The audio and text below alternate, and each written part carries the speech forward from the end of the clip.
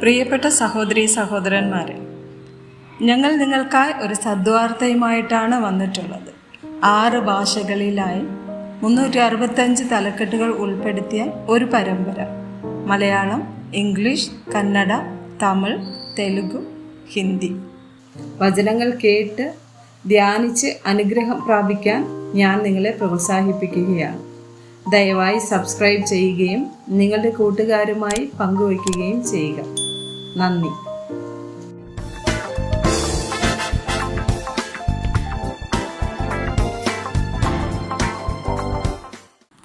ദിവസം 255.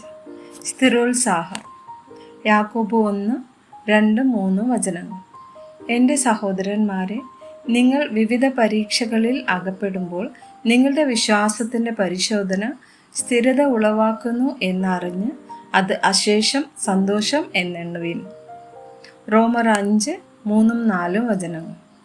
അതുതന്നെയല്ല, കഷ്ടത സഹിഷ്ണുതയെയും, സഹിഷ്ണുത സിദ്ധതയെയും, സിദ്ധത പ്രത്യാശയെയും ഉളവാക്കുന്നു എന്നറിഞ്ഞ് നാം കഷ്ടങ്ങളിലും പ്രശംസിക്കുന്നു. 2 തെസ്സലോനിക്കർ 3:13.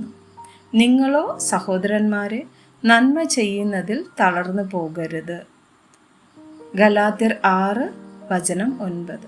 നന്മ ചെയ്യുകയിൽ നാം മടുത്തു പോകരുത്. തളർന്നു പോകാഞ്ഞാൽ തക്ക സമയത്ത് നാം കൊയ്യും. മത്തായി 24:13.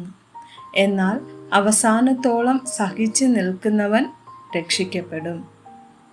വെളിപാട് 2:10. നീ സഹിപ്പാനുള്ളത് പേടിക്കേണ്ട. നിങ്ങളെ പരീക്ഷിക്കേണ്ടതിന് പിശാച് നിങ്ങളിൽ ചിലരെ തടവിലാക്കുവാൻ പോകുന്നു. 10 ദിവസം നിങ്ങൾക്ക് ഉപദ്രവം ഉണ്ടാകും. മരണപര്യന്തം വിശ്വസ്തനായിരിക്കാം, എന്നാൽ ഞാൻ ജീവകിരീടം നിനക്ക് തരും. റോമർ 8:25. നാം കാണാത്തതിനായി പ്രത്യാശിക്കുന്നു എങ്കിലോ അതിനായി ക്ഷമയോടെ കാത്തിരിക്കുന്നു. എബ്രായർ 12:1. ആകയാൽ നാമും സാക്ഷികളുടെ ഇത്ര വലിയൊരു സമൂഹം നമുക്ക് ചുറ്റും നിൽക്കുന്നത് കൊണ്ട് സകല ഭാരവും മുറുകെ പറ്റുന്ന പാപവും വിട്ട് നമുക്ക് മുമ്പിൽ വച്ചിരിക്കുന്ന ഓട്ടം സ്ഥിരതയോടെ ഓടുക. ആമേൻ.